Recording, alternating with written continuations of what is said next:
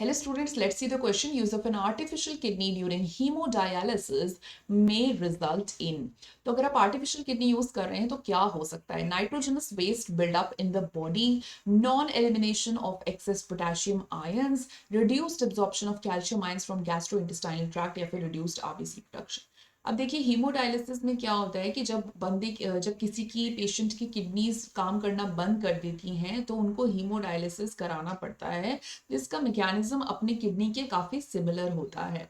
अब पहला स्टेटमेंट है nitrogenous waste up in the waste buildup in the body. नहीं, नाइट्रोजनस वेस्ट बिल्डअप अगर बॉडी में होगा ही तो हम क्यों कराएंगे हीमोडायलिसिस? हम तो डायलिसिस करवा ही इसलिए रहे हैं कि नाइट्रोजनस वेस्ट जो है यूरिया वो निकल जाए बॉडी से, तो पर्पस ही डिफीट हो जाएगा ना अगर नहीं निकलेगा तो ऑप्शन स्टेटमेंट ए तो इज रॉन्ग। देन बी में दिया है non elimination of access potassium ion. नहीं, तो पोटेशियम आयन और कैल्शियम आयन है ना, ये निकल जाते हैं, ये लूज हो जाते हैं, बिकॉज जो सेलोफेन ट्यूब होती है वो इनके परमिएबल होती है। तो ठीक है, पोटेशियम आयन और कैल्शियम आयन थोड़े बहुत निकल जाते हैं।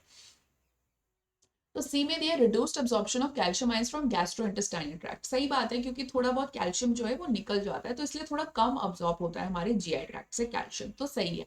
Reduced RBC production, RBC production थोड़ा कम इसलिए हो जाता है बिकॉज जो इरिथ्रोपोइटिन हार्मोन है वो भी गया है ना, तो इसलिए कम हो जाता है।